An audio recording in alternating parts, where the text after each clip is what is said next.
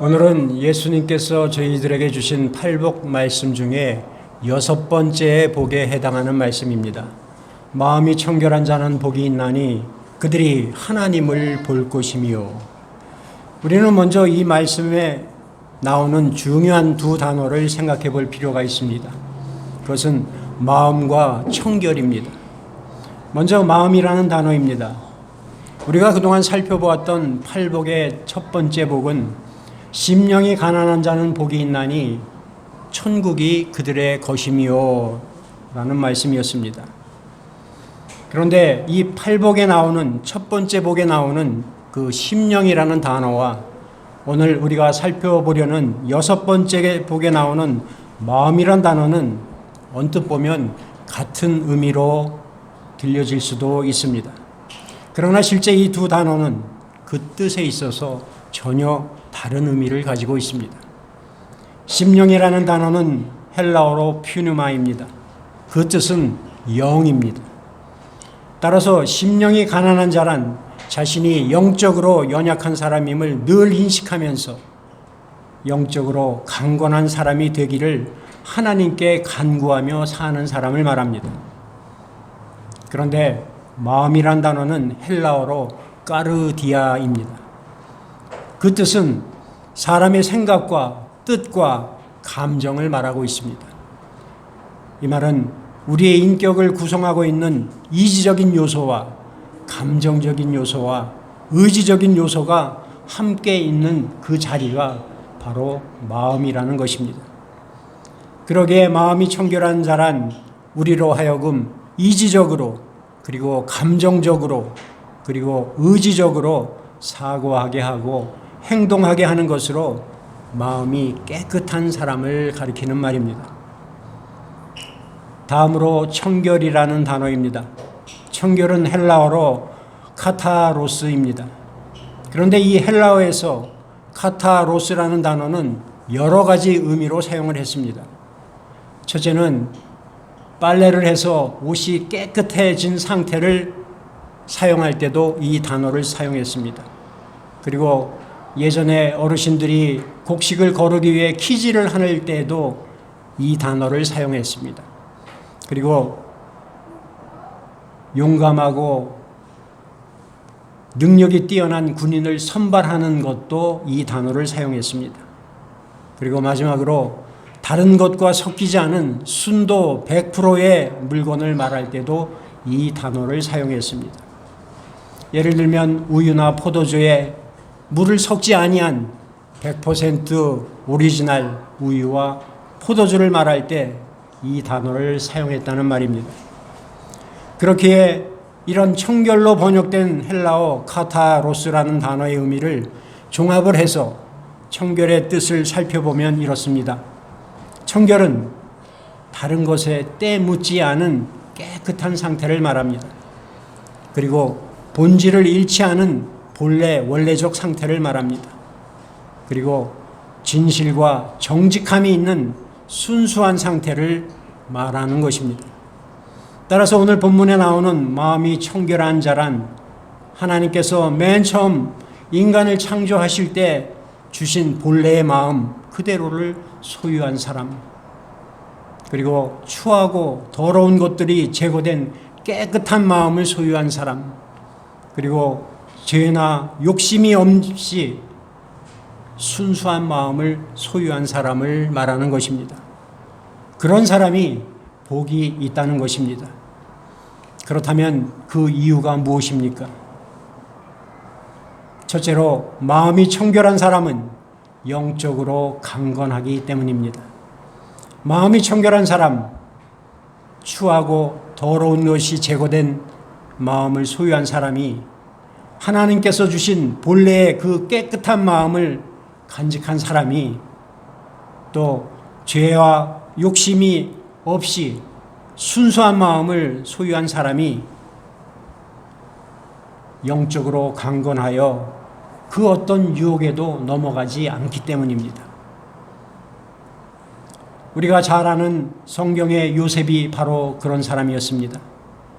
진정 요셉은 마음이 청결한 사람이었습니다.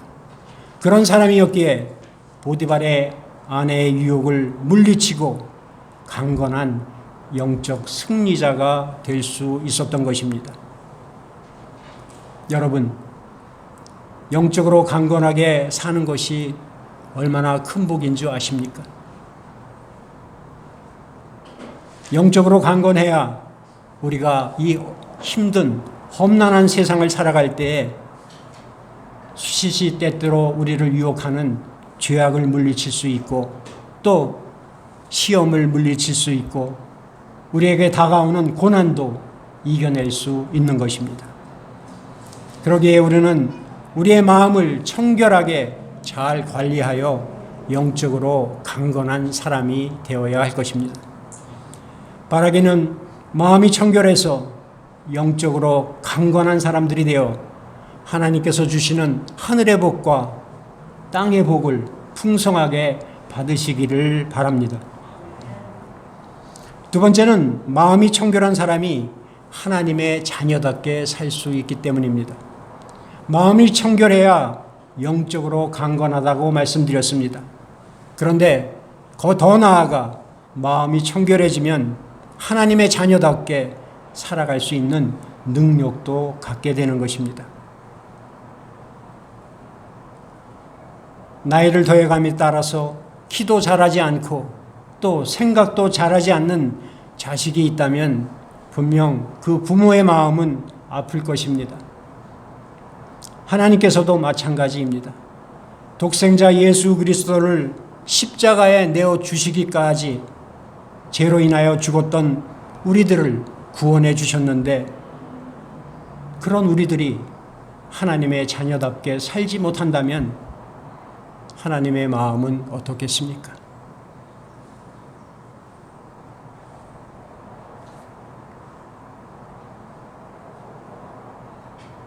아마 우리 부모가 느끼는 그 심정 그대로일 것입니다. 그렇다면 여러분, 왜 하나님의 자녀된 우리들이 하나님의 자녀답게 살지 못할까요?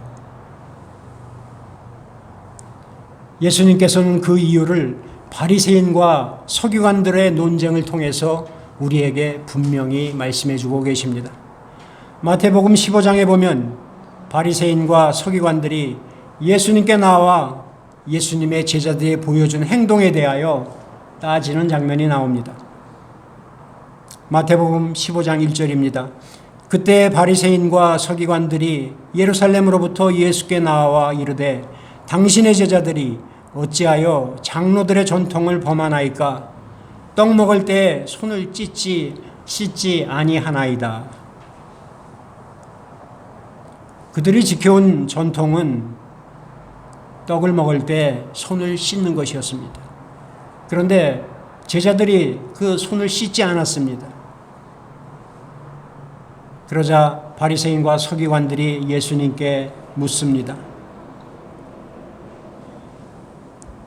예수님께서는 이렇게 대답을 하십니다. 마태복음 15장 11절입니다. 입으로 들어가는 것이 사람을 더럽게 하는 것이 아니라 입에서 나오는 그것이 사람을 더럽게 하는 것이니라. 제자들은 예수님의 이 말씀을 이해하지 못했습니다. 그래서 베드로가 더 자세하게 말씀해 주실 것을 요청했습니다. 그러자 예수님께서 다시 한번 말씀하십니다. 15장 18절 20절입니다. 혹시 PPT 우리 같이 한번 합독하도록 하겠습니다. 시작. 입에서 나오는 것들은 마음에서 나오나니 이것이야말로 사람을 더럽게 하느니라. 마음에서 나오는 것은 악한 생각과 살인과 간음과 음란과 도둑질과 거짓 증언과 비방이니 이런 것들이 사람을 더럽게 하는 것이요 씻지 않은 손으로 먹는 것은 사람을 더럽게 하지 못하느니라. 아멘. 그렇습니다.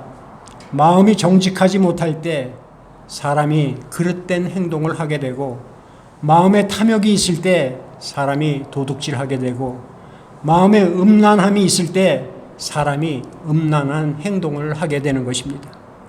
또 마음에 미움이 있을 때 사람이 미워하게 하고 또 더 나아가 살인까지도 행하게 하는 것입니다. 그렇게 마음이 더러운 사람이 더러운 행동을 하는 것입니다. 분명 더러운 행동은 하나님의 자녀가 해서는 안 될 행동입니다.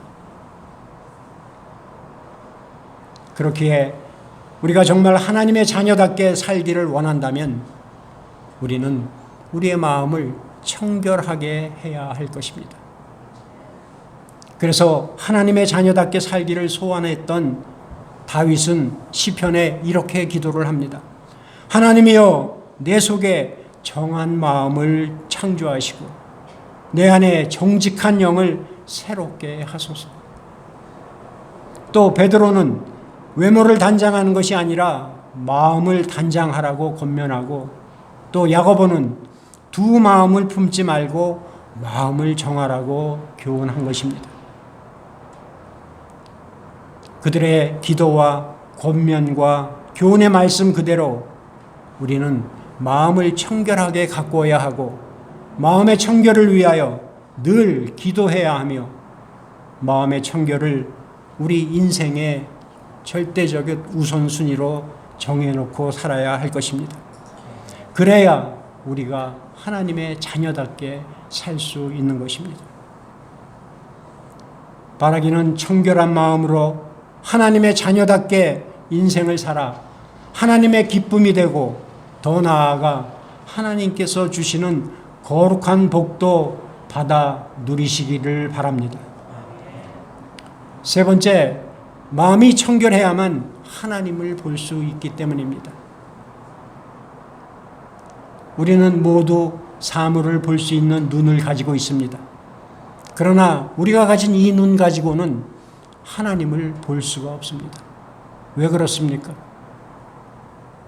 분명 하나님은 어디에나 계신다고 하셨습니다. 그런데 우리가 가진 눈으로 절대로 볼 수 없습니다. 그렇다면 어떻게 해야 우리가 하나님을 볼 수 있습니까?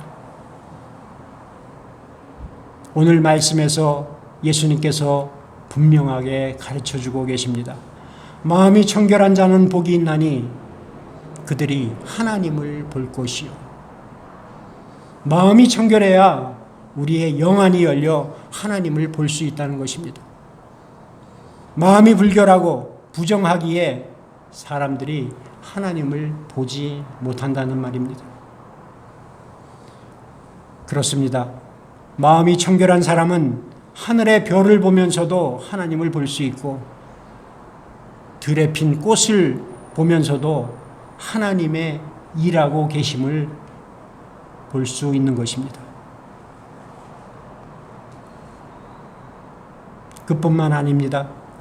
마음이 청결한 사람은 세상 만물을 통해서 하나님을 볼 수 있습니다. 마음이 청결한 사람은 삶 속에서 하나님을 볼 수가 있습니다. 진정 마음이 청결한 사람은 하나님의 섭리와 공의와 사랑과 심판을 통하여 하나님을 볼 수 있는 것입니다. 우리가 신앙생활을 하면서도 하나님을 볼 수 있습니다. 그래서 성경을 읽으면서 하나님의 얼굴을 볼 수가 있고 또 하나님의 음성도 들을 수 있는 것입니다. 이사야 선지자는 예배를 드리면서 하늘의 영광을 보았고 천사들의 노랫소리를 들었다고 했습니다. 또 기도와 묵상을 통해서 하나님을 볼 수 있고 하나님과 교제를 나눌 수 있는 것입니다.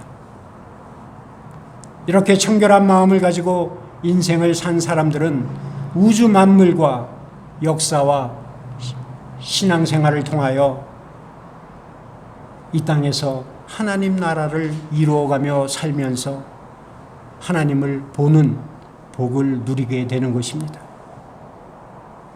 그리고 이 세상을 떠나는 날 직접 하나님과 대면하여 하나님을 뵙게 되는 복도 받게 되는 것입니다. 처음 팔복을 시작할 때 드린 말씀처럼 이 팔복은 천국에 들어가는 조건이 아니라 하나님의 자녀로서 이 땅에 살면서 우리의 삶의 기준은, 삶의 표준으로 삼아야 하는 것입니다.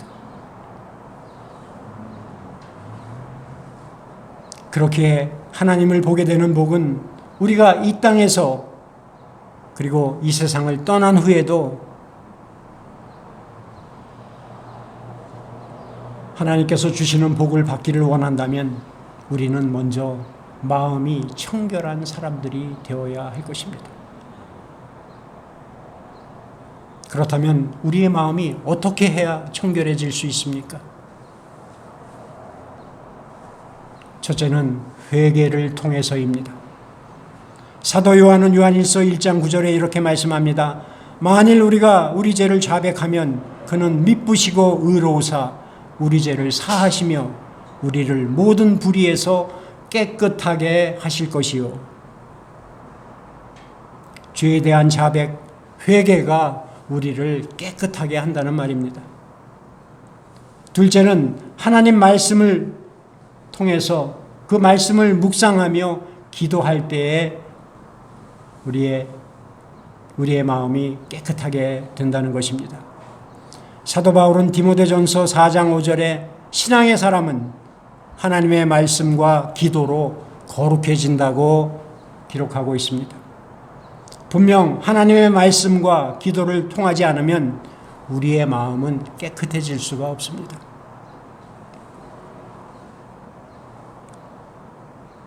또 시편 1편 1절에 이렇게 말씀합니다. 복 있는 사람은 악인의 꾀를 따르지 아니하며 죄인들의 길에 서지 아니하며 오만한 자들의 자리에 앉지 아니하고. 우리의 마음을 청결하게 하려면 그렇게 악인들의 꾀와 죄인들의 길과 오만한 자의 자리를 멀리해야 하는 것입니다. 그것이 사람이 되었던 어떤 장소가 되었던 또 나의 취미생활이 되었던 그것이 나를 유혹을 한다라면 단호하게 그것을 멀리 하라는 것입니다.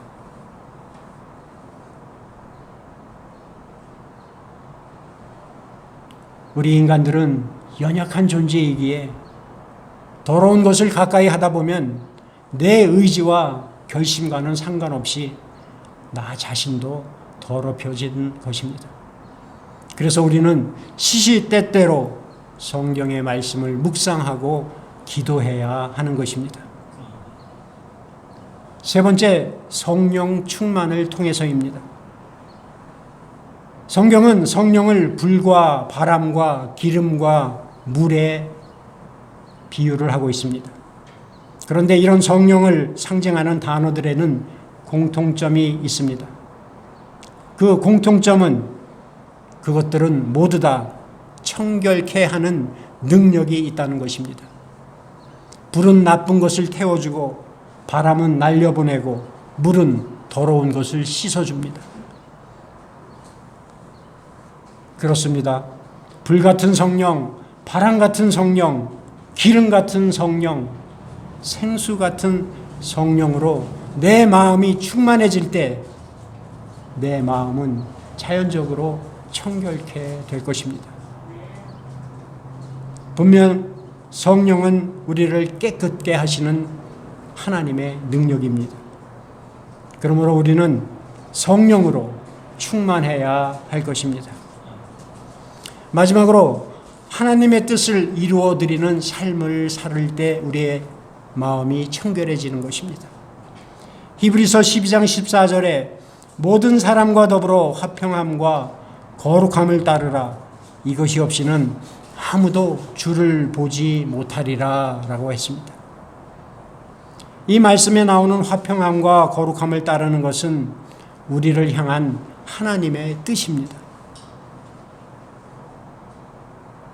이웃과 불화하는 사람은 이웃을 사랑하라는 하나님의 뜻을 따르지 않는 사람이고, 어두운 세상을 거룩한 빛으로 비추지 못하는 사람은 세상의 빛으로 이 땅을 살기를 원하시는 하나님의 뜻을 이루어 드리지 못하는 것입니다. 그렇기에 말씀 그대로 화평함과 거룩함을 따르는 삶, 열심히 하나님의 뜻을 이루어 드리는 삶을 우리는 살아가야 할 것입니다. 그래야 우리의 마음이 청결해져서 하나님을 볼 수 있게 되는 것입니다. 지금까지 말씀드린 그대로 우리의 마음이 청결한 마음이 되기 위해서는 진실한 회개가 우리에게 있어야 합니다. 그리고 하나님 말씀에 대한 묵상과 기도가 우리에게 있어야 합니다. 그리고 성령 충만함이 우리에게 있어야 합니다. 그리고 하나님의 뜻을 이루어드리는 삶의 모습이 우리에게서 보여져야 합니다. 그런 신앙의 삶의 자세로 마음에 청결한 사람들이 되시기를 바랍니다. 이런 사람만이 하나님을 볼 수 있다는 것입니다. 사랑하는 성도 여러분, 분명 우리는 부자 되어 사는 것보다, 그리고 높은 지위를 얻어 사는 것보다, 그리고 명예를 얻고 사는 것보다, 그리고 아름다운 외모를 가지고 사는 것보다 더 중요한 마음의 청결을 이루며 사는 것입니다. 그러기에 우리는 지금 우리의 삶의 목표를 한번 다시 돌아보아야 할 것입니다. 여러분들이 지금 가지고 있는 삶의 목표가 무엇입니까? 돈과 권력과 명예와 육신의 건강과 평안이라면 그것이 믿지 않는 사람들과 무엇이 다릅니까?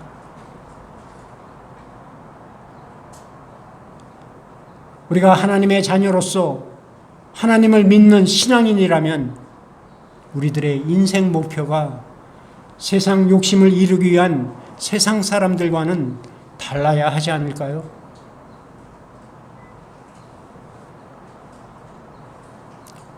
기억하시기 바랍니다.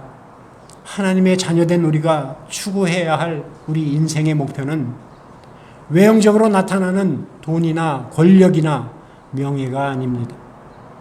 우리의 인생 목표는 오직 하나님을 보는 것입니다. 이보다 더 큰 영광은 없습니다.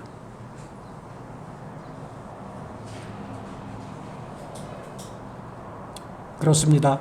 우리 신앙인이 가져야 할 우리의 목표는 마음이 청결한 사람이 되어 하나님을 보는 것입니다. 아무리 교회에 나온 지 오래되었다 하더라도 그것이 또 교회의 직분이 목사나 장로나 권사나 집사라 할지라도 삶의 목표에 청결한 마음이 없다라면 그것은 아무 소용이 없습니다. 마치 어린아이 신자의 모습입니다. 물론 우리가 어린아이와 같은 순수한 믿음을 가져야 하겠지만 신앙만큼은 성숙된 신앙인들이 되어야 할 것입니다.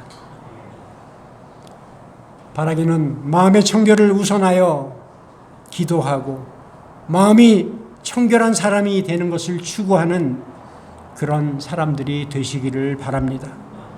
그래서 우리들의 삶 속에서 이를 어떻게 실천하며 살아가야 할지를 한번 고민해 보시기 바랍니다.